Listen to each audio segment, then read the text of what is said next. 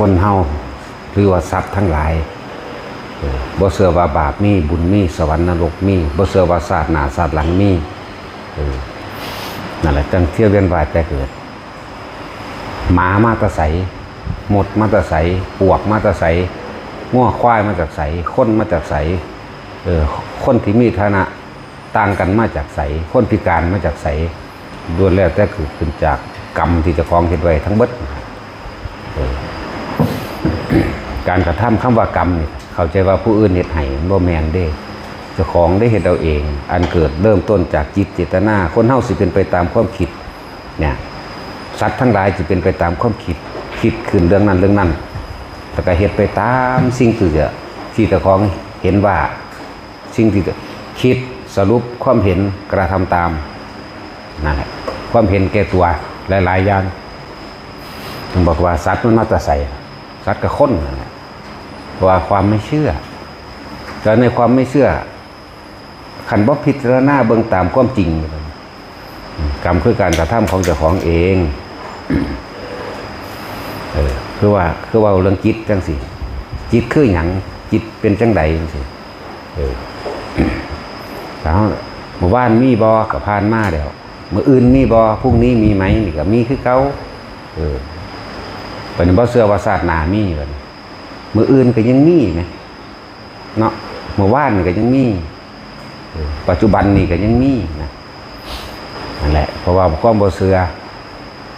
ก็เลยเฮ็ดให้ความบ่เชื่อก็อย่างนึงความบ่กระทำตามอีกก็อย่างนึงปวกมาจากไสเกิดเป็นปวกมาเลยเป็นไปได้อยู่บ่เป็นวิบากกรรมที่เจ้าของเฮ็ดไว้เองนั่นแหละบัดนี้เขาว่าศาสตร์หน้าศาสตร์หลังว่ามีจิตคือหยังใจคือหยังความรู้สึกคือหยังมันพิสูจน์ได้อยู่บ่ระหว่างจิตใจหรือความรู้สึกมันเป็นรูปร่างมันเป็นตัวตนอยู่บ่แต่ค่อยจะพิสูจน์นั่นบ่เดี๋ยวได้พิสูจน์แน่คนที่เห็นคนที่มีว่าจิตคือหยังบ่มีรูปร่างบ่มีตัวตนแต่ว่ามันออกมาในความรู้สึกที่ค่อยความพอใจและบ่พอใจเวลามันคิดเรื่องนั้นเรื่องนี้เวลามันบ่ได้ดังใจนะเวลาคิดโกรธโมโหบุคคลผู้นั้นผู้นี้ตายตอนนั้นให้กูเบิ่งในแม่จะคนนะแล้วมันสิไปโอ้คืออันนี้ในนรกพุ่นเด้ตายตอนโมโหตอนความโลภเกิดแล้วก็โมโหไปพร้อมนั่นแหละลงนรกก่อนเดี๋ยวจังถอนขึ้นมาหาตัวโลภคือเปรตตัวหลงจังถอนขึ้นมาหาตัวสัตว์เดรัจฉานนี่ไหมแต่ว่ามันบ่สามารถพิสูจน์ได้ไหมอย่าศูนย์เด้อเพราะว่ามันบ่เอาอีหยังมาพิสูจน์ได้มันบ่เป็นรูปร่างว่าเป็นตัวตนขนาดคิดถึงบุคคลที่หักว่าแต่ของคิดดีที่เฮาหักเป็นห่วงปรารถนาหวังดีมันก็ยังเฮ็ดให้เจ้าของตายไปเป็นเปรตไปเป็นสัตว์นรกได้บุคคลที่รักนี่คิดไปถึงแล้วก็ปรุงแต่งไปแล้วก็บอกเขาว่าให้เฮ็ดจังซั่นจังซี่แต่เขาบ่เฮ็ดตามที่เจ้าของคิดเด้โมโหนี่อารมณ์ตัวนี้นะนั่นแหละตายตอนนั้นปั๊บข้างจากอารมณ์ข้างในความบ่พอใจลงนรกเลยเด่นขณะกับบุคคลที่รักเด่นคนเฮาหักลูกหักผัวหักเมีย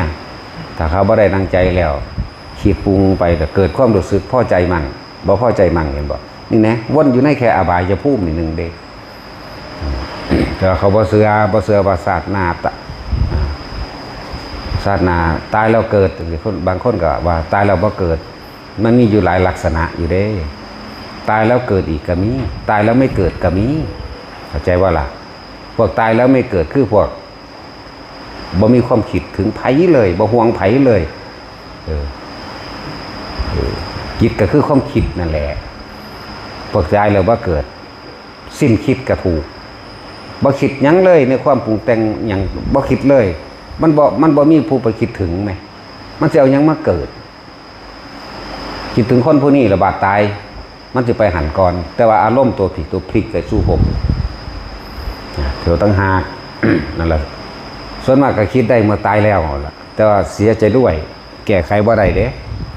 ที่แก้ไขแล้วมีโอกาสตอนที่มีชีวิตอยู่นี่เท่านั้น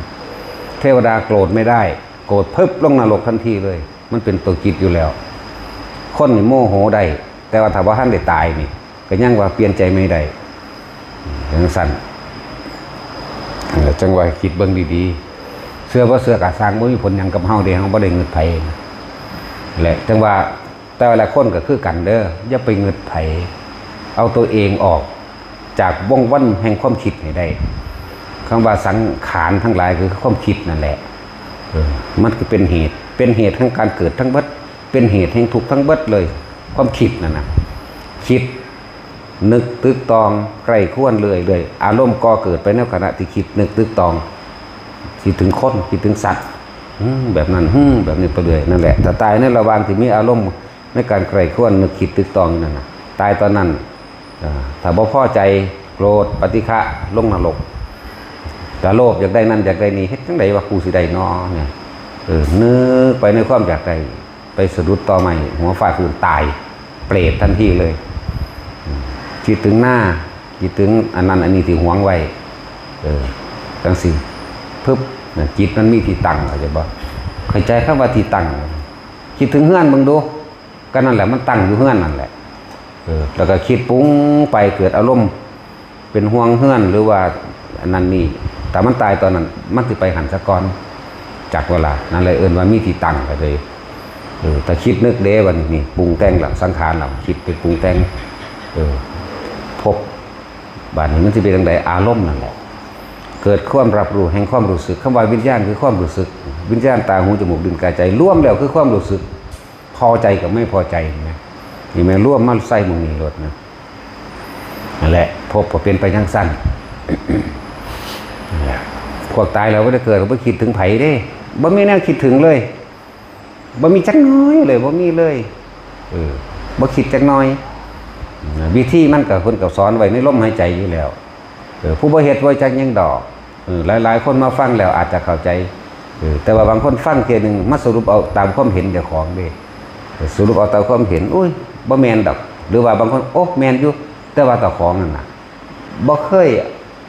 ยอยู่ในลมหายใจเจ้าของเลยเนี่ยมันสิเอาหยังมารู้เรื่องอันความละเอียดละออปานนี้นะ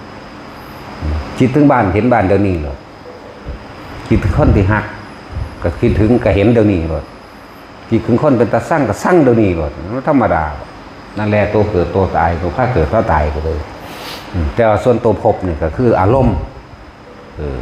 ขนาดคนที่ฮักเนี่ยชุกว่าคิดถึงลูกถึงหลานเด้อเป็นแบบนั้นแบบนี้คิดไปเป็นห่วงมันเด้จังสันสี่ย่านเขาตีเขารังแกทำลายเนี่ยตัวความรู้สึกตัวนี้เลยมันจะไปเป็นเดรัจฉานจักว่าละขนาดบุคคลที่รักอีกเฮ้ยกูละเหตุให้นั่นเบิดสุอันทุกอย่างไปติดต่อเรียนมหันมงนี้สอบยังกูเรียนให้เบิดทุกอย่างเบิดให้เบิดหน้าเบิดเงินเบิดทองก็ว่าเด้ตัวนี้บ่พอใจได้ป่ะนี่เด้นรกตายปุ๊บไปเลยได้นั่นน่ะบ่ได้ผ่านได้พยายมพยายแย่มอย่างนั้นเนี่ยเป็นจังซั่นจังว่าบ่ต้องสนภัยดอกนะรู้เข้ามาในตนเองโดยภัยก็ดีเลี้ยงร่างกายกันได้รักษาร่างกายกันได้เจ็บไข้ได้ป่วยแต่แค่รักษาซ้ำตายนั่นแหละบ่มีเสื้อผ้าใส่บ่มีอาหารบ่มีหม่องอยู่พออาศัยกันได้แต่ว่าใจนี่ของไผของมันเด้อจิตใจของผู้ใดอาศัยกับสิ่งใดมีความรู้สึกเป็นห่วงและผูกพันกับสิ่งนั้นก็ไปเกิดกับสิ่งนั้นจิตใจของผู้ใดบ่มีที่พึ่งที่อาศัยอีกว่างเข้าใจบ่นี่บ่ไปคิดถึงไผเลยนะซื่ออยู่นี่นะอารมณ์มันเกิดบ่ได้พบมันก็ดับเป็นตัวนี่พวกตายเราบ่ได้เกิดพวกตายเราเวียนว่ายแต่เกิดในเปรตมั่งสัตว์นรกมั่งสุรกายเดรัจฉานมนุษย์มั่งเทวดาพรหมมั่งเนี่ยเวียนไปอยู่นี่ละสัตว์แต่ว่าผู้ยึดผู้ติดยึดติดในอารมณ์ความรู้สึกในความพอใจและไม่พอใจเนี่ยสัตว์มันเกิดแบบนี้แหละไปคิดแต่ว่าของว่าประเสริฐเด้ความประเสริฐมันสิคอยตัดออกโสดาประเสริฐซ้ำหนึ่งสกิทาคาประเสริฐที่สองอนาคาประเสริฐที่สามแต่ว่าความเป็นสัตว์กับมีอยู่ในหันจนถึงอรหันต์ผลจังสิ้นความเป็นสัตว์ไปอินพระพ่มกับสัตว์ได้พวกเจ้าจักว่าสายยังกับงูกับหนักกับนั่นกับนี่เฮาสิเข้าใจว่าเขาสิมาดลดานอันนี้ให้เฮาได้บ่ได้เสียดเสียวในความจริงเลยบ่ได้เสียดเสียวถึงความจริงเลยแต่ว่าทุกคนเฝ้าสังเกตใจเจ้าของเองแหละความคิดนั่นแหละ แต่มันคิดถึงไปปุ๊บในหูรอดว่านั่นมันกำลังไปก่อภพก่อศาสตร์นี่แหละนายช่างผู้ช่างผู้สร้างบ้านสร้างเรือนก่อภพก่อชาติคือผู้นั้นแหละความคิดเท่าเองถึงพยายามเอาความคิดไว้กับล่มเด้อไปก็ดีความโกรธมันก็บ่มีรูปร่างตัวตนดอกเนาะถ้าคิดไปถึงบุคคลเป็นตาสร้างมันฮึ่งขึ้นอยู่ผู้เดียวโลดเด้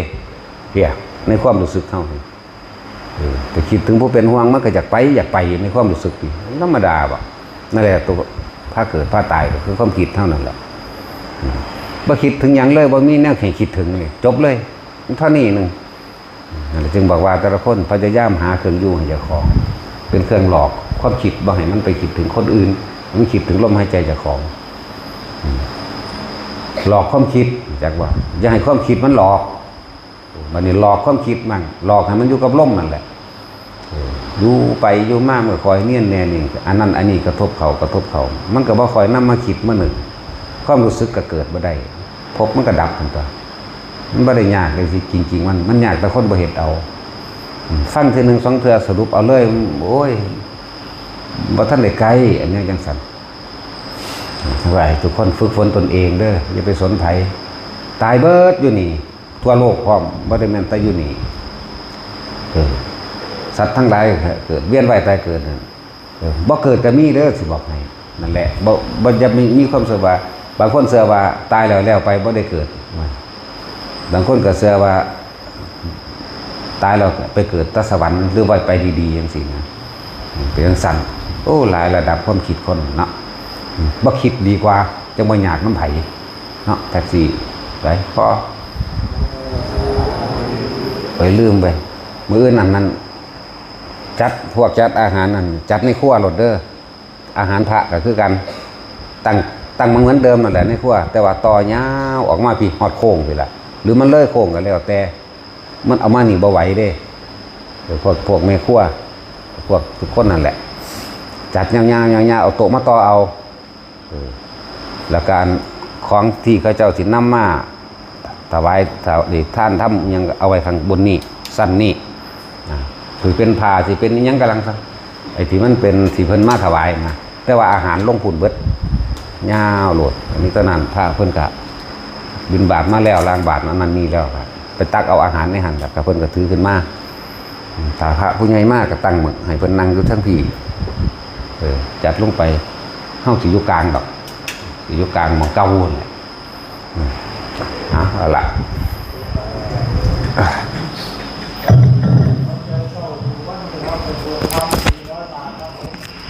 Ah